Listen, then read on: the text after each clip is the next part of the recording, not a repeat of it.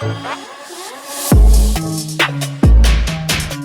everybody, this is blockchain Bullz, and today we're going to talk about 4 cryptocurrencies that I would consider buying today. Now, this is not professional financial advice, so if you do choose to take any of this advice, it's all on you. But these are the cryptocurrencies that I would consider safe buys right now, because the reason we're making this video, many new people are coming in and they're like, whoa, should I buy Bitcoin? It's skyrocketing. It's at all-time highs. It's in total price discovery. What should I do? So we're going to take a look at the market here and see what cryptocurrencies, I'm going to give you 4 here that I would consider, and then I'm going to give you some bonus ones after that for those of you who are more advanced level. But today, if I'm looking at these prices here, I see Bitcoin, it's basically just crossed 40,000. Yeah, it's got long legs. The way I'm going to look at this is, am I long or am I short, right? So like, do I have patience to wait 4 years, 5 years, 3 years, whatever the case may be, for however long Bitcoin needs to fully mature? Can I ride out a cycle? If that's the case, then going into Bitcoin right now is fine, but that's not why Bitcoin's not going to be on this list, because I'm looking at it like, hey, I'm giving myself a 365-day window in over a year, also accepting the risk of if the market goes down, all these coins, every single one of the coins in the market are likely going to be affected, except for a few select altcoins that are just great projects to begin with, which we've already talked about in the other videos. But in this particular case, I'm looking at 4 coins. So the first one I'm looking at is going to be Ethereum. The second one I'm looking at is Polkadot. The third one I'm looking at is Cardano, and the fourth one I'm looking at is Stellar, okay? And then after I give you guys the information and why I'm interested in each one of these so you can pick the best one for you in this current situation, then we'll go into some of the bonus coins that we talked about going into. So the reason I'm going into Ethereum, here's why. So at Ethereum at this price, we're saying, okay, it's got a $143 billion market cap, but where does it rank next to Bitcoin, right? So if we go to Bitcoin on the list of cryptocurrencies, we could see that Bitcoin is over $700 billion, right? So I'm like, okay, if we had a $700 billion market cap for Ethereum, we're looking at around a $5,000 Ethereum. And I mean, you guys have heard this said that some people even believe that at some point there could be a flippening where ETH overtakes Bitcoin. Now, whether you believe into that idea, that notion that at some point Ethereum will be bigger and better than Bitcoin, that's up to you.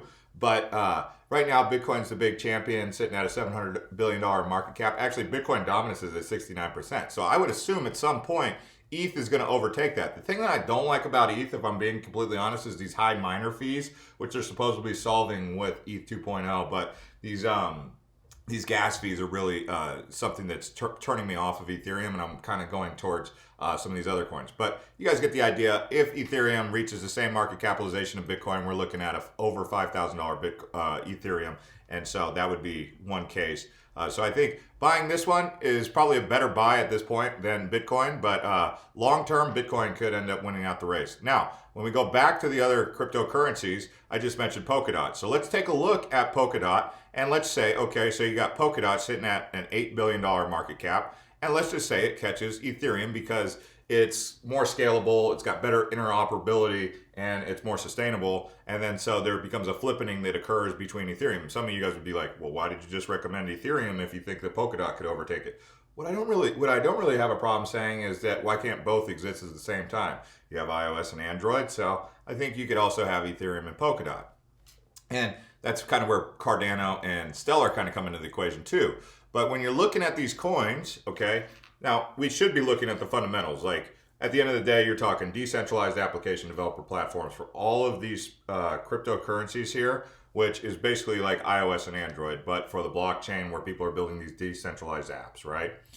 And so that's what you're getting with Polkadot, which is basically, it's like comparing a 2014 Lamborghini against a 2021 Lamborghini, or more like a 2020 Lamborghini. So you're getting Polkadot is basically the newer model of Ethereum without the old source code and all that stuff. Having learned from everything, it's kind of like the hybrid of what Ethereum really should be, with that scalability and interoperability that's really important for low gas, low miner fees, and some of the other things that are important for the network to grow that held back Ethereum. Like Polkadot's out of the box, ready to go with staking. That's one of the reasons why I really like Polkadot, because you could stake it. But look at this price. I mean, I think, in a bull market, I think it's highly possible that it could achieve this market cap or catch up to Ethereum. If that's the case, we're talking an over $100 polka dot. There you go. Do I need to say more? Okay, but again, not professional financial advice. We're looking at hypothetical situations where this could occur. If it happens, then there you go. That's how you can do the math and understand what you're working with when you're investing.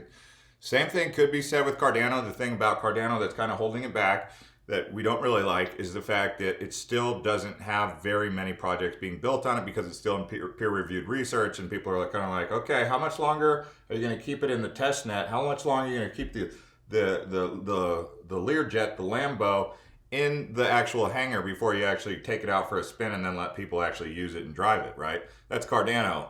But I mean, if it does come in and really achieve it, and all of that peer-reviewed research ends up being like the best thing ever, again, you're looking at same kind of situation with Cardano, catching Ethereum, competing with Ethereum, and then you have threefers, right? You have Polkadot, Cardano, and Ethereum kind of just like all around the same pace, and then which one ends up being the iOS to the Android, right? I mean, we'll see if that ends up actually taking place and manifesting itself. It's going to take a lot of work. It's going to take a serious amount of dedication for any one of those projects to pull it off, but there's a lot of manpower going into all three of those projects. The next one coming up is Stellar. Stellar's got the OG, Jed McCaleb from XRP Ripple. There's still these issues with the SEC maybe making decisions about what's considered a security and what's not considered a security. Stellar kind of has that issue, but sitting at 32 cents, it's a really fast cryptocurrency, can move really quickly as far as transaction processing, and people like XLM. It's kind of like the hybrid of XRP without some of the problems. It's kind of like XRP was the original version, and then Jed McCaleb found a way to get out of that and start a new one. He's kind of like, okay, you guys can have the old version. I'm going to just create the new version, and that's what XLM is. That's why you get the XLM army. And then as XRP went through its stuff, people were like, hey, what about Stellar? So they kind of jumped ship, went over to Stellar. But recently here you have XRP that's jumping. So yeah, you have those four coins that I would say keep on your radar right now. And if I was to buy anything right now, if I had to, bearing in mind that the whole market is really inflated, and when you're in an inflated bubble, it's like, hey, how strong is this rubber that's keeping all the air in here from popping? I don't think we're gonna pop the bubble here in the next couple of days. You do have to remain flexible because at any given time it could happen. I mean, we saw some serious price swings today with Bitcoin. Once it crossed 40,400, and it like some whale had a sell-off order in there, and it went all the way back down into the 37,000 range. So you saw like a $2,000 swing in the span of an hour, and then it recovered because there was other whales coming back in to scoop it back up. So it's kind of like, ooh, that's a scary moment. That's why guys like CZ are saying on Twitter they can't sleep, and all these things. People are literally like looking at their phone all the time because of all of the price action taking place.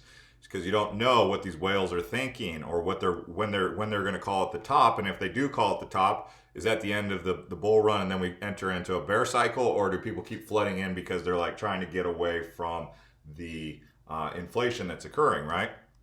By the way, guys, I was going to say, you guys have been asking me to do some live streams.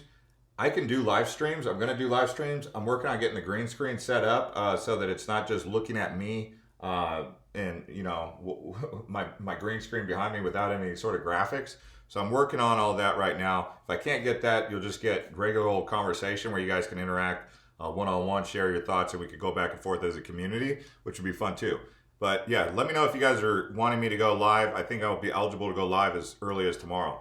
So as far as other cryptocurrencies that I'd be adding to my list of coins to take a look at as of today based on price action, I always mention API 3, so I think you guys don't really need to hear about API 3, but that's always on my radar. I just made the video about Nano, but as we're looking through the market, we're kind of looking for things that are down over the 24-hour period or down over the 7-day period to see if anything catches our eye. And you could maybe make a suggestion about Zilliqa, but I've never really invested in Zilliqa.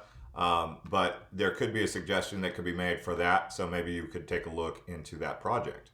As we're going lower, I'm not really seeing anything that's down significantly other than Icon here, which I mentioned in the other video. It had a massive ride up, and now it's kind of slowed down. But even at these prices, Icon's getting close to being a little bit overbought, I would say.